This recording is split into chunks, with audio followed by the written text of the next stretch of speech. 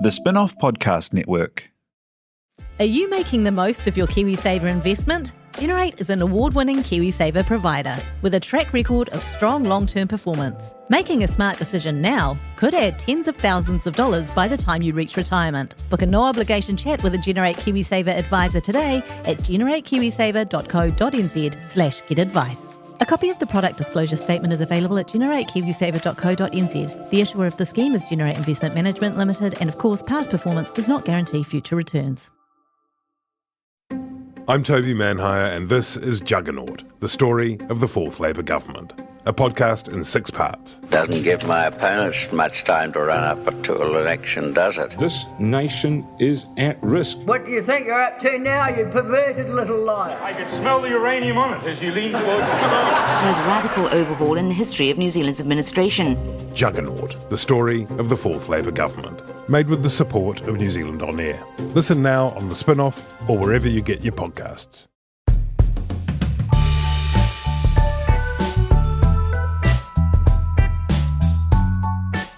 Tēnā koutou katoa. My name is Toby Manhire. It's Prefu Day. It's a very special treat of a day. It's like a stocking on Christmas morning. And we have a stocking of our own here today. That's right. Special treat, Bernard Hickey. Yes, filled with chestnuts and all sorts of juicy bits and pieces. That's right. Prefu it's a big day for us. He is geeks. Bernard Hickey. Those of you who have been hiding under a rock and aren't familiar, he is, of course, the steely-brained, silky-voiced sage of the political economy, the host of When the Facts Change, and the pilot of the Kākā journalistic universe. Yes.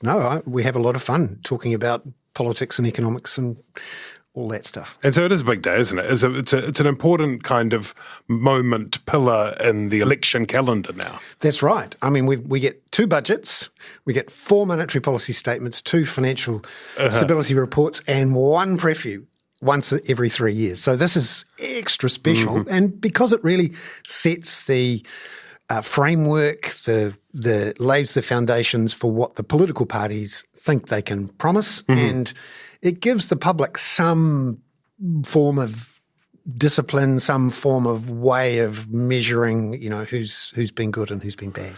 To spell out the acronym, the pre-election fiscal update. I was looking back at 2005 the other day, and it was called the Prefu, which I guess is the pre-election. It was hyphenated, which is I'm sure you'll agree fascinating. But what do we get from it that were it not for the fact of the Prefu, what would we not have? Might be a way of looking at it. So back in the dark days, pre-Prefu, when there was no placement of the books in front of the 2 parties before the election, essentially the opposition and the public had to just take it on face value that the government was being honest about what was happening in the budgets. And because in both 1984 and 1990 there was such turmoil and economic crisis happening, partly caused by the election and just by events, dear boy, then when the new government came in, they were shocked. And so was the public. And the incoming governments in both those years came in and went, what? The F, exactly. And in fact, in the Robert Muldoon case, not only did they go, what the F, but, hey, we won the election, give me the keys. Yeah. Because he wouldn't hand it over. Yeah. And he refused to allow the new government to effectively devalue the currency. And in 1990, the new national government was shocked when they discovered they had to bail out the BNZ. And also they were going into a very bad recession, in part caused by the new Reserve Bank led by Don Brash, who squeezed the economy until the pips squeaked and it was 11% unemployment. Probably you and I were both unemployed at that point, Toby. I certainly was. And I'm sure I was barely a glint in someone's eye. Yeah, no, probably was. And so that was really tough for the economy then. Now, because of the so-called Fiscal Responsibility Act and the Public Finance Act, there are a lot more controls on what the government can report about itself, and there's some skerrick of independence in the Treasury's calculation of what the surpluses and deficits are, what the fiscal risks are. And so when a new government gets in, they can be fairly confident that's actually what the books will show them when they get there. Right. As far as it gets at an election campaign, this is a spin-free set of documents. Wow, it's like a new thing to spin, but at least it's fresh spin. Yeah. So thank you, Ruth Richardson. And today, the Prefu was unveiled. What did it tell us? What's the helicopter view of what we're seeing today? Well, we knew before today that the economy was slowing and that this meant there was less tax revenue going into the coffers and therefore the budget deficit was around about $2 billion bigger than what the Treasury had forecast in May in the budget. So we knew it was going to be bad. The question is, was it more bad or less bad than we expected? And it's slightly less bad than we expected because the government is still on track to get into a surplus in the 4-year track that Treasury forecasts properly. And it's going to have to borrow around about $9 billion more. Now, the bank economists who think about this stuff and come up with forecasts beforehand were expecting about $10 billion more of borrowing, and the number's only $9 billion. And also, the Treasury is saying there's not going to be a recession, a formal recession this year or next year. There's going to be a slowdown. Yeah. And actually, when you look at the size of the economy, it's going to be bigger than what they expected in May, but not necessarily for a good reason. The reason it's going to be bigger is that migration has been faster than we all expected. In fact, we got some numbers today, record high net migration of well over 90,000 in the year to the end of July, and we're headed for 100,000, according to a couple of bank economists today. So just like the last 20 years, where both National and Labor have pulled the migration lever to get themselves out of trouble. That's what's happened here. Labor pulled the migration lever last year, and now there are groups of 30, 40 people living in houses in South Auckland without jobs, and a whole bunch of employers are going, phew, I can fill that job and not have to go through with that big wage increase. The government's happy because they've got a whole lot of people buying things here, working, getting income, being taxed, spending money that's being taxed on GST. And that's, helped give the economy an extra cushion when it fell sharply because of much higher interest rates and a 15% fall in house prices, which, by the way, Treasury is now saying the fall in house prices is not going to be as big as it was, and in fact it's going to bounce back a bit faster thanks to this migration. Right. So just to pull back then on that overview, the last time this fiscal exercise was undertaken at the budget, the BFU, it's worse than what they're expecting then, but not as much worse as economists and commentators had led us to believe, had predicted in the last few weeks and months. Yeah, so the opposition was saying, it's going to be absolutely awful, there's going to be a recession, there's going to be a huge blowout in borrowing. And to be fair, the government could see these numbers coming. They'd had the first cut of them probably 6 weeks ago, and decided, that doesn't look good. We better do some quick work to make sure that we get back into surplus in that 4-year track. It was a $4 billion tightening of the belt. Yes, although looking closely at that $4 billion, a lot of it was effectively taking back money that hadn't been spent yet, or essentially wiping out money that had been allocated, and they decided to unallocate it. So, and also there was some capital spending that was pulled, and also some capital spending that basically hadn't gotten around to it because of the consenting delays. So some climate fund. Yeah, money too. Yeah, and there was a bunch of bits and pieces here and there, and a few contractors who may not have as much work. But it wasn't the sort of Ruth Richardson style, Night of the Long Knives, slashing of benefits and spending and selling of state assets or anything like that. It was more of a nip and a tuck going into the election, and that helped soften the damage that we saw today. Right. So the fact of doing that kind of preemptive exercise made that not as bad as expected possible to some degree. Yeah, I suppose managing expectations was always part of the game, and I suspect that, we had these rumours 5 or 6 weeks ago, there was talk of, huge blowouts and the government in panic. Yeah. I suspect some of that stuff came from the government itself. Yeah. And you certainly want to give people the impression that, things are tough and we've done some extra work and we've fixed it and we're responsible. But in that process, they had to, get a little bit of a smell of fear in the wind just to get also the attention of the bureaucrats who've been pretty comfortable. Before we come back to the politics, like moths to a flame, how does this set of numbers look in a global context? If we compare both the analysis and the forecasts, if we compare those to similar countries, how do we look? AAA. That's, in fact, what Standard & Poor's says. That's what all three ratings agencies says. Yeah.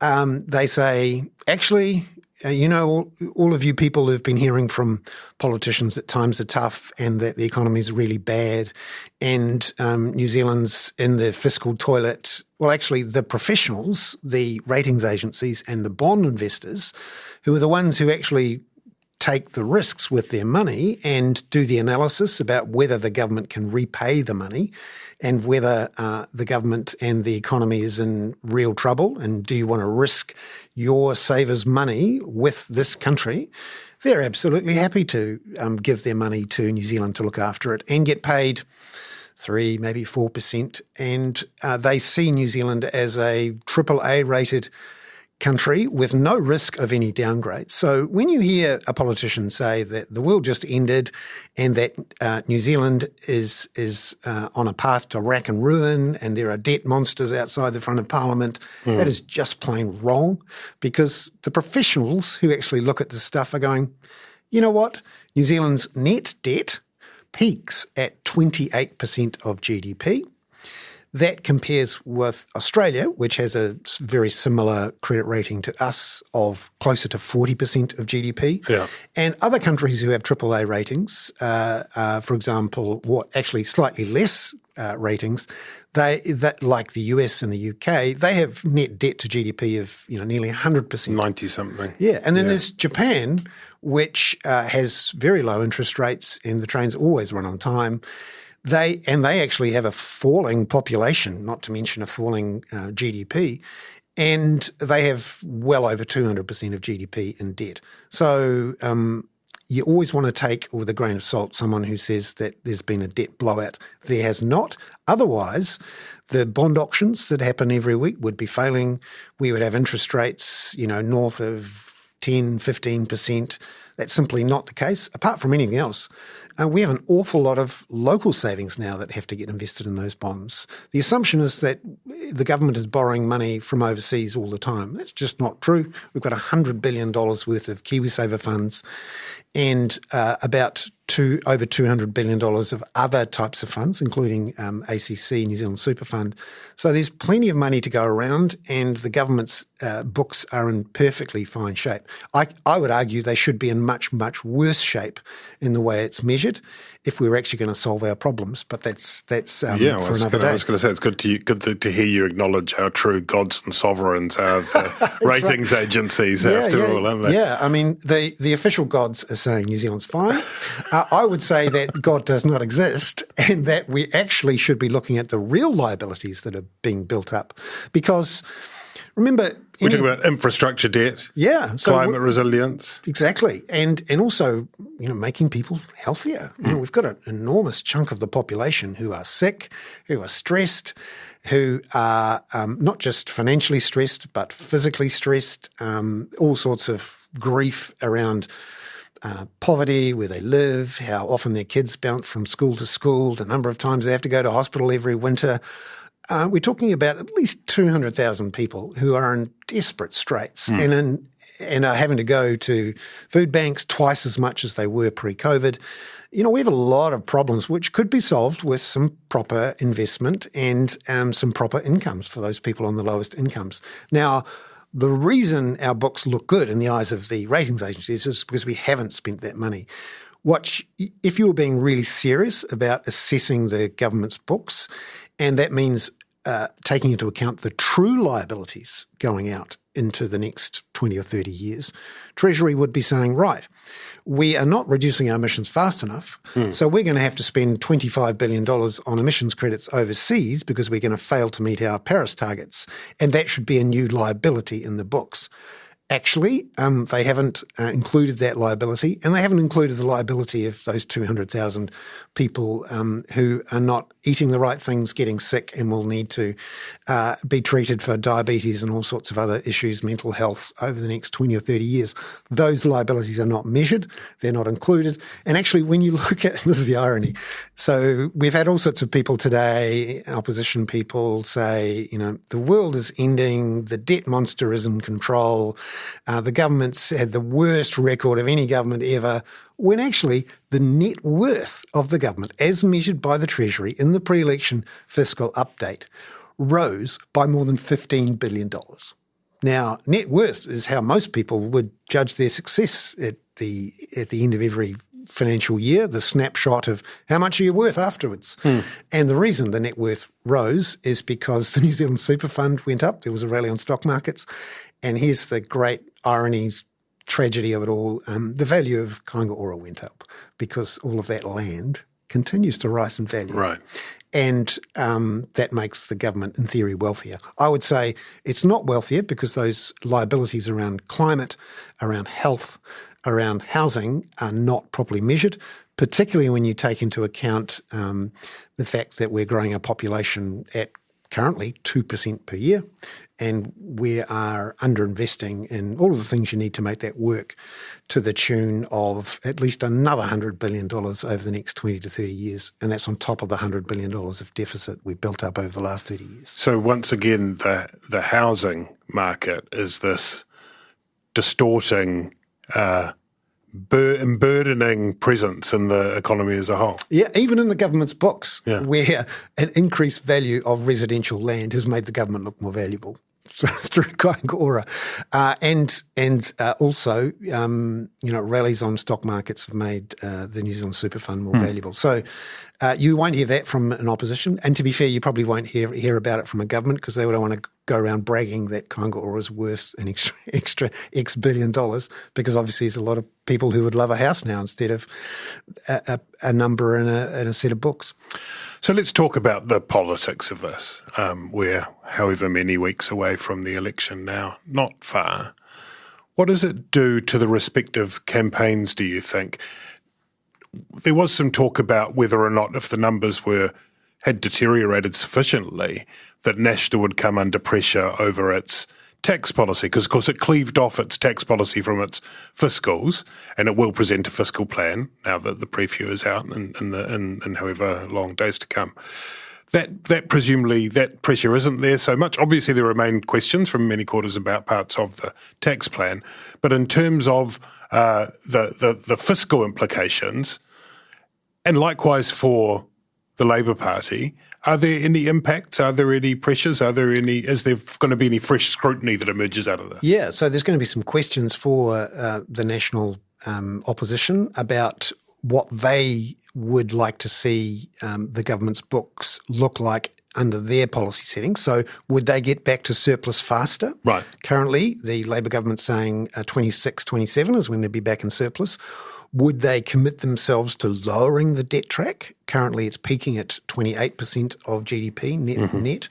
And if so, what are they going to do to make that happen? Because at the moment, if they are assuming that their $16.5 billion worth of tax cuts is going to be paid for by foreign buyers levy, essentially taking money from fuel tax levies and the emissions trading scheme and giving it back as tax cuts, that might be a neutral stance, which means that in effect nothing is different from what we're currently what we currently have in the Prefu tracks for debt and the surplus. But the question is, what would you expect your policies to do on both the spending and the revenue front? And this is where we're missing a really big useful trick, which is an independent costings unit attached to that Prefu. Right. So the Prefu is great in that it provides the baseline, but if you're going to be serious about it, you need to properly assess, using the Treasury's models properly, the effects of plugging in those assumptions around tax, around spending into that new baseline. And we're not going to see that. It would be great if someone, built one of those fancy models where it's a bit like SimCity, you plug the numbers in and see what you get at the end of it. That's not there. At various points, both Labor and National have suggested they'd quite like one until they got into power and realised that information is power, and while you hold the levers, you can use that to bludgeon the opposition. It's a pity, because then we just have to take people's word for it. And in the same way that there's now this debate over National's assumptions around its foreign buyers tax, and I think a very valid debate. I think the $700 million a year is wildly optimistic. And until National release the actual modelling behind those numbers, there's always going to be doubt. But even better would be an independent unit, as there is in the United States and in the UK, which assesses the parties' policies before it and actually works with the political parties. So you actually get better policies. That's interesting. So it's not just you hand in your homework, they mark it, they actually work together and they will say quietly, actually this bit here, you might need to go away and do some work on that so that when you present it, it reconciles. Yeah, and in a way that's supposed to be there, because there's usually a Treasury person seconded into the opposition units.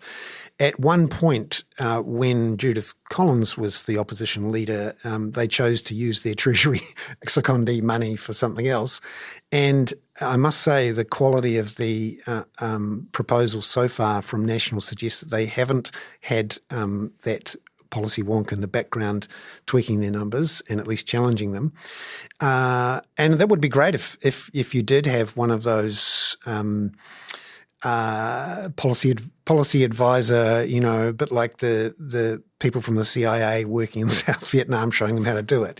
People on the side going, this is the number you should plug in. Yeah, great. Okay, good. I mean, Stephen Joyce was in here recently, and he, I think, just about grudgingly accepted that an independent costings unit might be the go. The Greens recommended it back in the day, and I can't remember if it was 2014 or 2017, were widely poo-pooed. Since then, we've had the fiscal hole, as Stephen Joyce coined back in there. We've had all sorts of bits and bobs that might have been ironed out. Like, you can never take the politics out of it, right? You can't say that you can do economic projections without politics. There's always politics.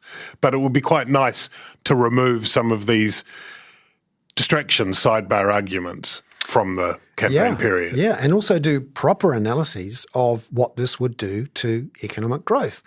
And also force both main parties to be honest about and open about the real elephants in the room. For example, why is it we have such low investment in business and in government and in infrastructure compared to other countries? And the reason is our tax system is biased in favour of residential land investment. Secondly, why do we have in many cases, overloaded, dysfunctional transport, health, education systems in our big cities? And that's because we simply haven't invested for the population growth we've had. And why is that? Because we don't talk about population growth in public. The last time someone did that, they had to dump their ideas after a week, which was James Shaw when he talked about some sort of population growth target. I've asked the politicians that I've been able to talk to in the last few weeks, what do you think our population growth should be? None of them have any obvious idea, and in fact don't want to even address the issue, because if they did, they would have to come up with some real answers. And that's what I think an independent costings unit would force the parties to do, to actually say what the assumptions are they're going to plug into the machine. Tell us what your population growth assumption is. Tell us what your investment growth assumption will be. And by the way, when we plug in the tax settings you've given us, that comes up with a very low investment number or a very low productivity growth number. And that would, be quite good for people who want to call bullshit on various parties of all kinds and say, actually, you're not answering questions. And look, here's the number. Now, you don't want to be too reliant on a bunch of Treasury wonks with their models.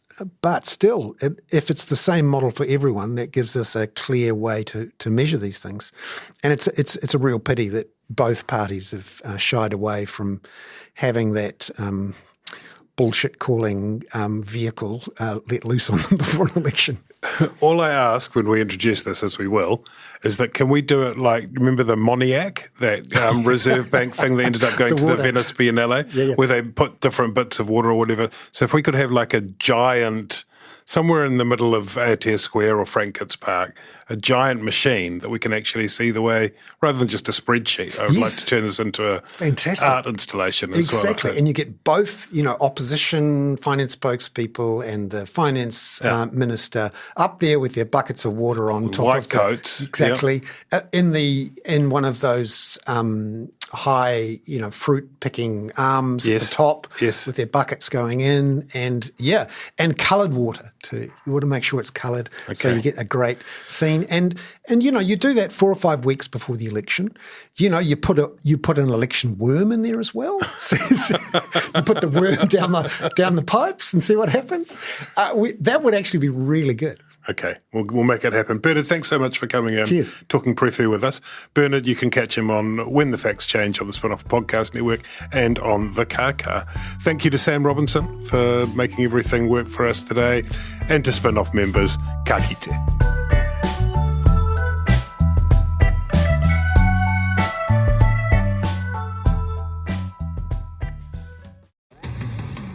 Do you find it hard staying optimistic with all the financial news in the media? I'm Bernard Hickey, and on my podcast, When the Facts Change, I'm here to help you navigate the ever-changing landscape of economics in Aotearoa. So join the conversation every Friday on When the Facts Change, brought to you by the Spin-Off Podcast Network in partnership with KiwiBet. Kia ora, I'm Alex Casey, Senior Writer at The Spin-Off. We wouldn't exist without the ongoing support of our generous members. If you're able to, you can make a donation at thespinoff.co.nz/donate. The Spin-Off Podcast Network.